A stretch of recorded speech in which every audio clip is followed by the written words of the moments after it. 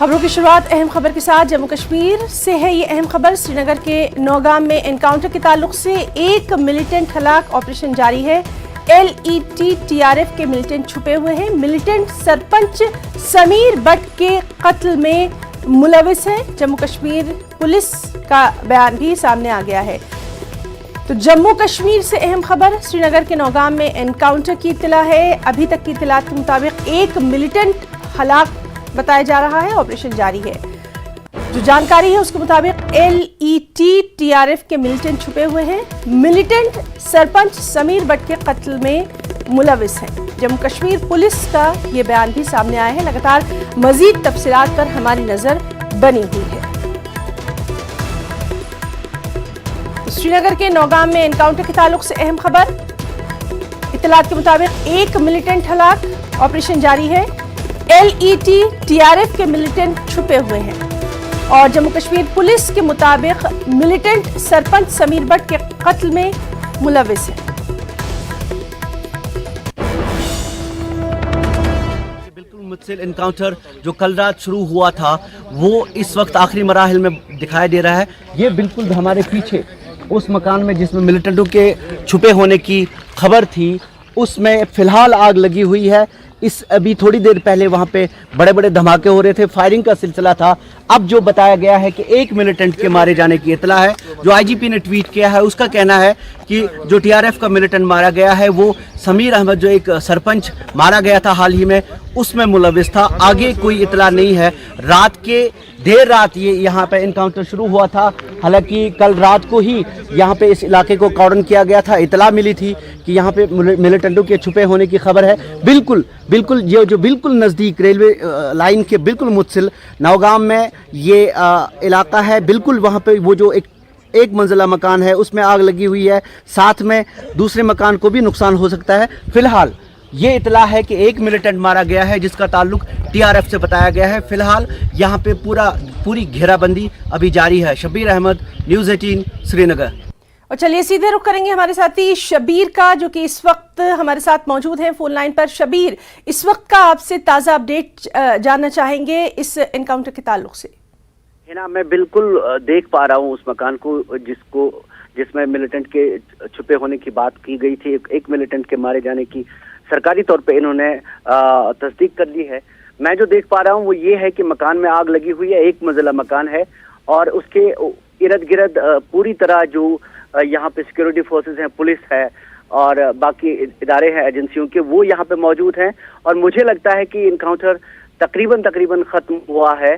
फिलहाल एक मिलिटेंट के मारे जाने की इतला है। बाद में सिक्योरिटी फोर्सेस जब मलबे वगैरह की जांच करते हैं तो उसमें पता चलता है कि आखिर क्या हुआ, कौन था। फिलहाल जो पुलिस ने बताया है कि ये जो मिलिटेंट मारा गया है, ये जो सरपंच मारा गया था हाल ही में, उसके कत्ल में मुलविस था। लेकिन इसके बाद में पूरी शनाख्त वगैरह आएगी। लेकिन बीच बीच में यहाँ फायरिंग हो रही है। मुझे जो लगता है, बिल्कुल सामने में देख पा रहा हूँ कि शायद जो पुलिस एहलकार है या सिक्योरिटी एजेंसीज के लोग हैं वो फायरिंग करके ये पता करना चाहते हैं कि आसपास कुछ मकानात हैं, इनमें कहीं मिलिटेंटों की मौजूदगी ना हो। ओवरऑल मुझे लगता है कि इनकाउंटर आखिरी मराहिल में है। एक मिलिटेंट के मारे जाने की फिलहाल इतलात है। जी शबीर, तो लगातार इस खबर पर आपसे अपडेट लेते रहेंगे। फिलहाल के लिए आपका बहुत बहुत शुक्रिया अदा करना चाहेंगे तमाम तर जानकारी के लिए।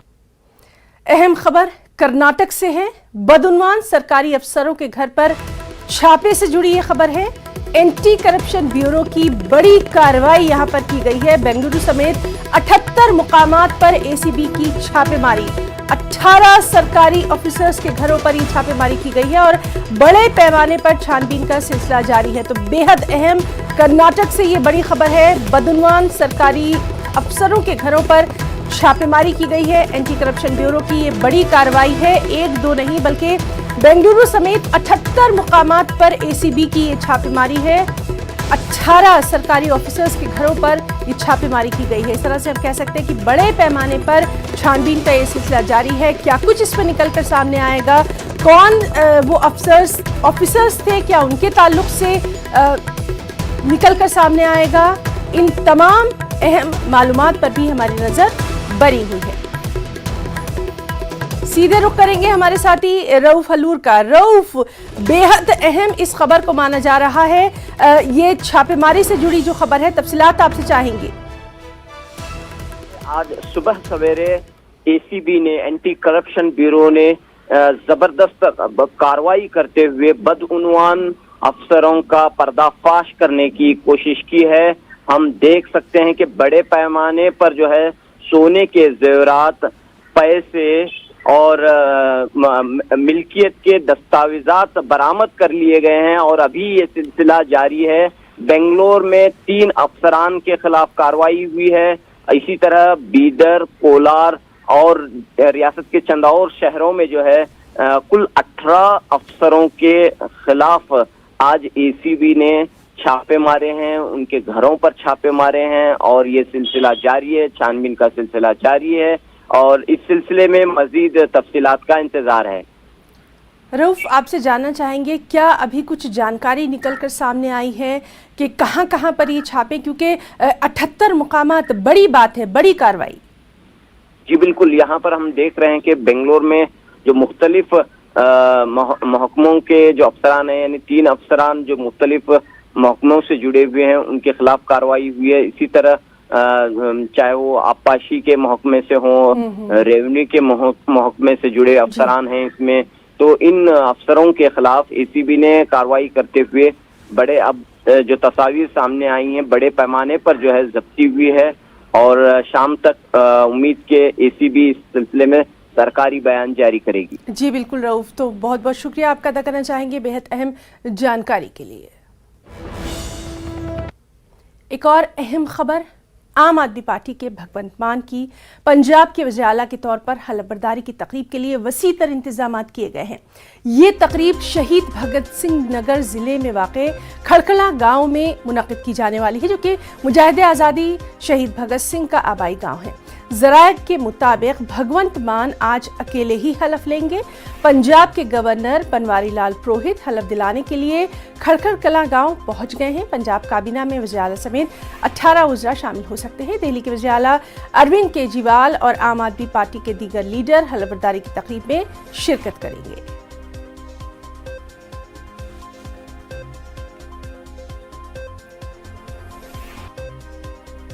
वक्त एक ब्रेक का।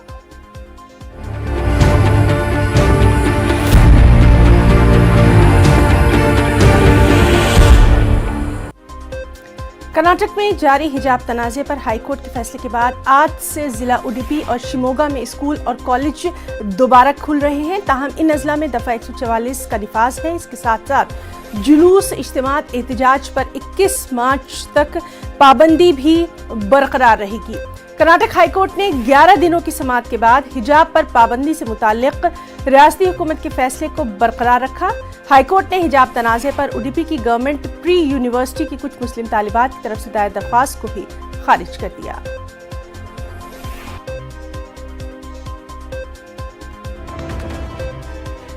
तो हिजाब पर कर्नाटक हाईकोर्ट के फैसले के खिलाफ बंद, कर्नाटक के भटकल में ये बंद मनाया जा रहा है।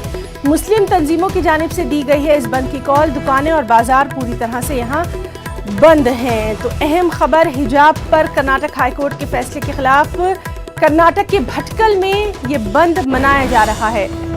मुस्लिम तंजीमों की तरफ से इस बंद की कॉल दी गई है। तस्वीरों में आप साफ तौर पर देख सकते हैं कि दुकानें और बाजार पूरी तरह से बंद नजर आ रहे हैं। मुस्लिम तंजीमों की जानिब से भटकल में इस बंद की कॉल दी गई है।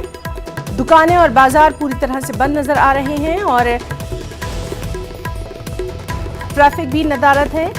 दरअसल हिजाब पर कर्नाटक हाईकोर्ट के फैसले के खिलाफ भटकल में ये बंद मनाया जा रहा है। सीधे रुख करेंगे रऊफ हलूर का।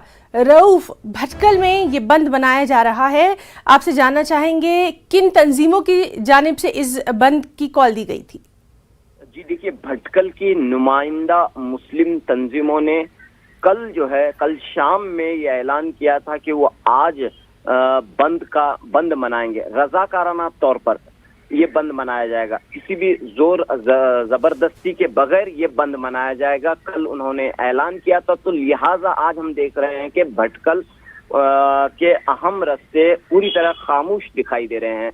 और यहाँ पर यहाँ का मौलाना आज़ाद रास्ता हो या यहाँ की एक अहम मार्केट हो, तमाम जो है दुबई की जो मार्केट है कही जाती है वो मार्केट हो, तमाम जो है यहाँ पर इस वक्त बंद हैं और मुकम्मल तौर पर ये बंद कामयाब होता हुआ दिखाई दे रहा है। भटकल, क्योंकि यहाँ पर मुस्लिम तबके की अक्सरियत है, तो इस इलाके में जो है हिजाब के मामले पर आए हाईकोर्ट के फैसले के पेश नज़र आपने तशवीश और गम और गुस्से का इजहार करते हुए यहाँ के नुमाइंदा मुस्लिम तंजीमों ने बंद मनाने का ऐलान किया है और बंद का सिलसिला जारी है। जी रऊफ, बहुत बहुत शुक्रिया आपका तमाम तर तफसीलात के लिए। रऊफ, आपसे ये भी जानना चाहेंगे, उडुपी में आज से स्कूल कॉलेज जो है वो दोबारा खुल गए हैं, इसको लेकर वहां पर क्या कुछ खास सिक्योरिटी की सूरत हाल? तो नाज़रीन, हम बात करने की कोशिश कर रहे हैं, हमारे साथ मौजूद हैं हमारे नुमाइंदे रऊफ हल्लूर। आपको बताएं कि जिस तरह से लगातार हम इस खबर पर बने हुए हैं कि आज कर्नाटक में जो उडुपी और ख़ास तौर पर शिमोगा है वहाँ पर स्कूल और कॉलेज दोबारा खुल जाएंगे। इन अजला में दफ़ा 144 का निफाज है। जुलूस, इज्तिमात, एहतजाज पर 21 मार्च तक पाबंदी भी बरकरार है। दरअसल कर्नाटक हाईकोर्ट ने 11 दिनों की समाअत के बाद हिजाब पर पाबंदी से मुताल्लिक रियासती हुकूमत के फैसले को बरकरार रखा है और हाईकोर्ट ने हिजाब तनाज़े पर उडुपी की गवर्नमेंट प्री यूनिवर्सिटी की कुछ मुस्लिम तालिबात की तरफ से दायर दरख्वास्त को भी खारिज कर दिया था। इसी ताल्लुक से एक बार फिर से हम बात करने की कोशिश करेंगे हमारे साथी रऊफ से। रऊफ, आपसे जानना चाहेंगे, उडुपी में भी आज जो है स्कूल कॉलेज खुल जाएंगे, इसके ताल्लुक से तफसीलात? जी देखिए, पुरान तरीके से दोबारा स्कूल और कॉलेजेस उडुपी हो या शिमोगा में हो खुल चुके हैं, लेकिन हिफाजती इंतजाम बरकरार हैं। दफा 144 नाफिज है और किसी भी तरह के एहतजाज या अवाम को इकट्ठा होने की इजाज़त नहीं है। ख़ास तौर पर हसास इलाकों में दफा 144 नाफिज है और कल चूँकि अदालत का फैसला आया है और इस फैसले के बाद आज दोबारा जो है पुरअमन तरीके से स्कूल और कॉलेजेस खुले हैं और ये भी अपील ख़ास तौर पर तलबा से की गई है, मुस्लिम लीडरों की जानिब से, उलमाए कराम की जानिब से, कि तलबा इस वक्त जो है अपनी तालीम की तरफ ध्यान दें, चूँकि इम्तिहानात बिल्कुल करीब हैं। इस पूरे मामले में जो भी इस कानूनी कार्रवाई है वो एक अपनी तरफ जारी है, एक जानिब वो जारी है, तो दूसरी तरफ तलबा से अपील की गई है कि वो इस वक्त जो है किसी भी तरह से शोर शराबा ना करें, किसी भी तरह की हंगामा आराई न करें, बल्कि अपनी तालीम की तरफ तवज्जो दें। ये बात रियासत कर्नाटक के अमीर शरीयत ने भी एक अपील के जरिए ये बात कही है। तो इस लिहाज से हम देख रहे हैं कि दोबारा स्कूल खुले हैं लेकिन हिफाजती इंतजाम बरकरार हैं। बहुत बहुत शुक्रिया रूफ आपका तमाम तर जानकारी के लिए। यूपी असेंबली इंतखाबात के बाद अब सबकी नजरें कानून साज काउंसिल के इंतखाबात पर जा टिकी हैं। समाजवादी पार्टी ने इंतखाबात के लिए उम्मीदवार खड़े करना शुरू कर दिया है। समाजवादी पार्टी ने गोरखपुर के मशहूर डॉक्टर कफील खान को अपना उम्मीदवार नामजद किया है। बीआरडी मेडिकल कॉलेज गोरखपुर में ऑक्सीजन की कमी से हुई बच्चों की अमवात के मामले में वज़ीर आला की हिदायत पर डॉक्टर कफील खान को मुअत्तल किया गया था। वो कई साल तक जेल में कैद रहे। 9 अप्रैल को रियासत में कानून साज काउंसिल की 36 नशिस्तों के लिए वोटिंग होना है। इस इलेक्शन के नतायज 12 अप्रैल को आएंगे। लखनऊ से हमारे साथ मौजूद हैं हमारे साथी तारिक कमर। तारिक, डॉक्टर कफील खान को समाजवादी पार्टी ने अपना उम्मीदवार बनाया है, इसको लेकर क्या कुछ वहां पर सियासी सरगर्मियां? हाँ देखिए, बहुत अहम पेशरफ्त है और अहम पेशरफ्त इस हवाले से है कि जो कुछ भी एक्शंस हुए हैं माजी में डॉक्टर कफील के खिलाफ और बिलखुसूस वजीर आला की हिदायत पर, उसको लेकर देवरिया और कुशीनगर से बाकायदा तौर पर उम्मीदवार बनाया जाना अपने आप में ये इशारे दे रहा है कि सियासी तौर पर जो समाजवादी पार्टी और बीजेपी के दरमियान फासले हैं वो कहीं ना कहीं बढ़ते जा रहे हैं। और देखिए, हमारी गुज़िश्ता रोज बात हुई है डॉक्टर कफील से भी और डॉक्टर कफील के भाई अदील से भी, तो उन्होंने कहा है कि ये खूबसूरत पेशरफ्त है और इससे ये हमें जरूर तकवीत मिली है। और साथ ही हम बता दें आपको ही ना जी कि जिस अंदाज की सियासत उत्तर प्रदेश में रही है तो वो भी किसी से पोशीदा नहीं है। और जो डॉक्टर कपिल की किताब थी द गोरखपुर ट्रेजेडी, तो उसके पस मंजर में भी सियासत ने कहीं ना कहीं अपने रुख इस अंदाज से तय किए हैं कि मौजूदा इक़्तिदार पर हर्फ आता है, मौजूदा इक़्तिदार पर जो कुछ भी बीआरडी मेडिकल कॉलेज का मामला रहे हैं उस पर सवालिया निशान लगे हैं। और देखिए ये भी बात सही है कहीं ना कहीं कि जो डॉक्टर कपिल के खिलाफ जिस अंदाज की कार्रवाई की और जिस अंदाज से फिर उनको बाकायदा तौर पर रिहा किया गया, तो उसने ये कहीं ना कहीं पैगाम दे दिया है कि हुकूमत के जो जिम्मेदार अफसरान रहे हैं और खास तौर से वो लोग जो बीआरडी मामले को देख रहे थे, उन्होंने कहीं ना कहीं डॉक्टर कपिल के साथ वो सलूक नहीं किया जो कि एक जिम्मेदार शहरी के साथ किया जाना चाहिए, जिसका फायदा अखिलेश उठाना चाहते हैं। और जाहिर है कि उन्होंने उनको उम्मीदवार बनाकर ये एक इशारा जरूर दे दिया है बिलखुसूस एक पार्टिकुलर कम्युनिटी को कि वो के साथ खड़े हुए हैं और इंसाफ की लड़ाई में कहीं पीछे नहीं रहेंगे। तारिक अमर, आपसे ये भी जानना चाहेंगे, ये तो रही समाजवादी पार्टी की बात, डॉक्टर कफील खान की बात, इसके अलावा भी तमाम तर जो सियासी पार्टियां हैं उनकी नजरें भी अब कानून साज काउंसिल के इंतखाबात पर जा टिकी हैं, सियासी सरगर्मियां तेज होती दिखाई दे रही हैं। हाँ, जाहिर है कि देखिए 36 नशिस्तें हैं तो सभी जमातों के लोग सरगर्म हुए हैं और सबने ऐलान भी किया है कि वो अपने उम्मीदवार उतारेंगे। तो अब देखना यही है कि क्या कुछ पेशरफ्त होती है। हालांकि देखिए जो बीजेपी बड़ी स्ट्रॉन्ग नजर आती है, इसमें कोई दो राय नहीं है। और एक बात और भी यही ना कि जब जो नताइज इलेक्शन के आए हैं उसके भी असरात कहीं ना कहीं मुरत्तब होते हैं इन इलेक्शन पर। तो अब देखना यही है कि किस अंदाज से 9 तारीख को वोटिंग होती है और फिर 12 तारीख को नताइज सामने आते हैं। लेकिन अखिलेश यादव की इस फैसले ने यकीनी तौर पर इस इलेक्शन को दिलचस्प भी बना दिया है और इसकी सिमत रफ्तार भी कहीं ना कहीं तब्दील कर जी। और ये भी देखना अहम रहेगा कि और कौन कौन से नाम जो हैं वो इस बार सामने आते हैं। बहुत बहुत शुक्रिया तारिक अमर आपका तमाम तर तफसीलात के लिए। कोरोना वबा के दौरान बाहमी इमदाद और इंसाफ का जज्बा मुस्तहकम हुआ है। मुल्क इस वबा से मुत्तहिद होकर मुकाबला कर रहा है। टीकाकारी के ऐलान के बाद हम बेहतर ताउन करें जिससे हम कोरोना को मात देने की जानिब कदम बढ़ा सकें। नेटवर्क 18 इस मुहिम में हर कदम पर आपके साथ रहेगा। जब तक सभी महफूज नहीं तब तक कोई महफूज नहीं होगा। इसी सोच की बुनियाद पर हमारी मुहिम संजीवनी का मकसद ये यकीनी बनाना है कि वैक्सीन पाना सभी हिंदुस्तानियों का हक है।